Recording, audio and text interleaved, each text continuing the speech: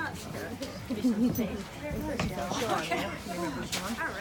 Hi there, thanks for coming out, guys. Woo! This is a new piece I'm working on.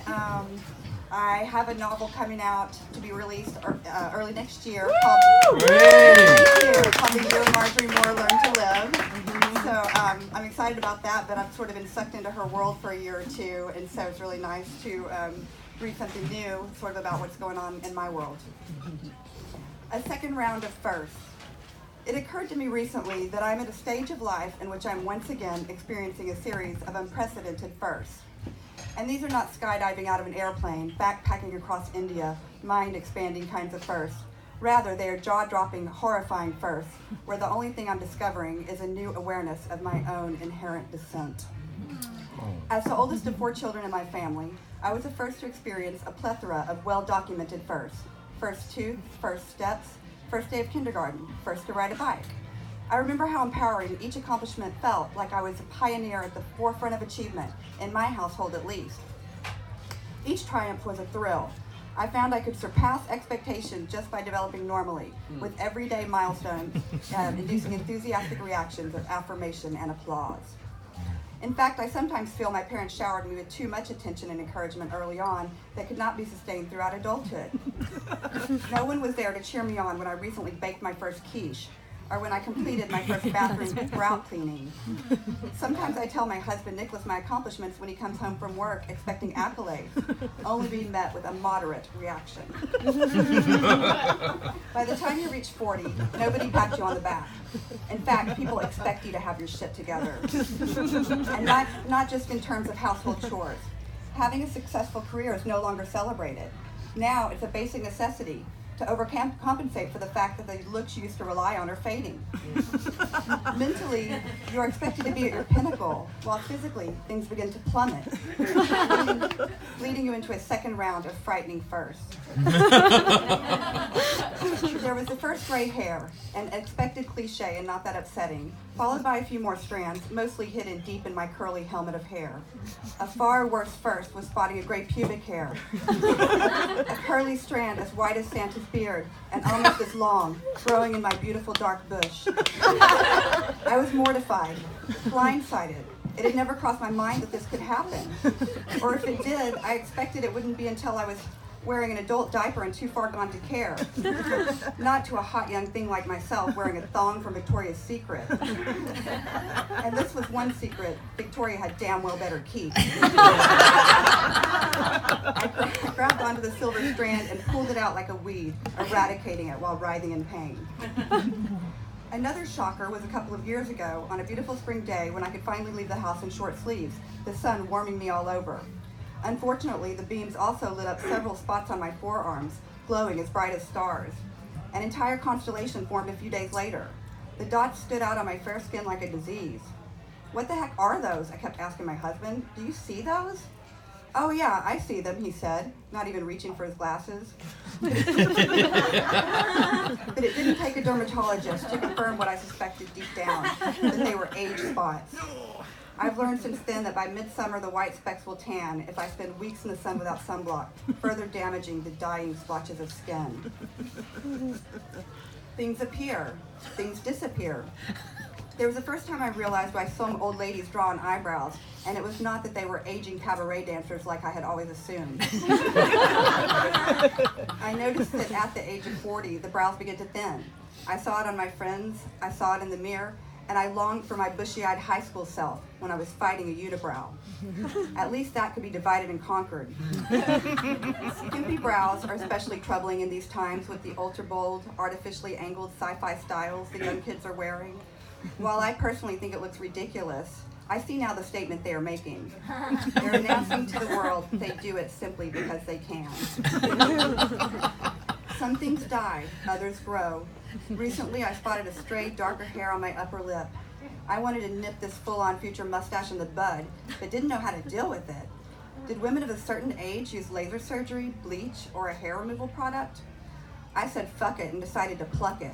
To my horror, a tiny droplet of blood appeared.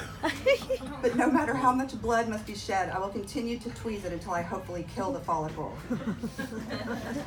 Skin cells themselves continue to split and to sprout, and in all the wrong places. I'll never forget the first time I found a skin tag in my left armpit, small but stubborn. For those of you who have yet to produce one, a skin tag is like a mole without color, a benign growth, flaccid and floppy while somehow holding on firm. Wanting to save myself a trip to the doctor, I asked Nicholas to remove it with an X-Acto knife. We were off to Europe the very next day, and I didn't want to take the little bugger along for the ride. We'd numbed the area well with an ice cube, but I could still feel him sawing back and forth on the thing with all his might. He stopped mid-surgery to change the blade. No! A sort of central tendril held on tight. As traumatic as it was for both of us, the operation was a success. A couple of years ago, I noticed I looked mad in all my Facebook pictures, when in fact I was not. Zooming in to look more closely, I saw that it was because of the deep creases between my brows. Unfortunately, I realized that this tense scowl was now my new resting face. I've gotten used to it. You kind of have to grow into yourself, I've found. And in fact, you're forced to get used to yourself again and again and again. And that was nothing compared to the first time I looked into the mirror and saw that my mouth had dropped. I knew boys' balls dropped, but I had no idea women's mouths dropped. Or at least mine did, giving into gravity around the edges, making me look not like my mother, but my father, jowls like a hound dog. This was recent, and tears fell down my sagging cheeks when I stared at my reflection, shocked at the familiar stranger I saw. It was that sudden. When you're young, you assume aging will be gradual, and when you put all the changes together, it is indeed a slow but steady decline. Yet the individual atrocities literally happen overnight. While drinking my coffee, depressed, I thought about something I'd seen in the subway some time ago. A woman, probably 10 years my senior, looked at me with a closed-lipped smile, not an unpleasant expression, yet still I kept questioning whether she was some kind of whack job.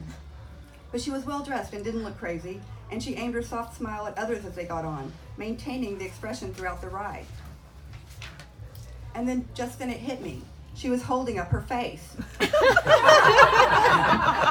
fighting the weight of gravity by tilting her lips skyward. And I realized that my mom wears that same expression, and my grandma had worn it before her. I suddenly understood that it's the poor man's, or rather the stoic woman's, alternative to plastic surgery. And I empathized with all the cat women of the world. The ironic thing is, even with all these heinous changes, I wouldn't want to be in my 20s again, or even in my 30s. I'm more comfortable in my own skin now, no matter that it's losing its elasticity. I like the crow's feet curling up around my eyes, the hint of an easy, knowing smile. I like my overall physique in that it's strong, enduring. No longer taking my health for granted, I revel in it, in being active, and in just being. Lately, I'm learning to quiet down and listen to my gut, and really feel with my senses. It's like I'm just now getting to know myself, even after living with myself all these years. I'm finally understanding what makes me happy, what makes me tick. And there's still fabulous firsts, like being in love with a life partner, experiencing unconditional love that grows deeper. Like the gray pube, I didn't know this would exist for me. Like exploring the ruins of Tulum with this man, wandering hand in hand in silence. Like being able to be still and focused enough to write a novel. Or standing next to a hot air balloon, breathing fire at night, wild colors lit up from the inside, enjoying its heat while envisioning myself in it. And there are moments that are seconds or thirds that feel like firsts because I've finally taken the time to notice. Like breathing in the smell of soil during a quiet walk in the woods alone, or like savoring the taste of an heirloom tomato sprinkled with sea salt. I expect more exciting firsts in the second half of the journey. I will ride in a hot air balloon. I will publish that novel. And I will embrace life and myself with a tight, closed-lipped smile. A smile that not only holds up my face, but reflects my inner self. Yeah!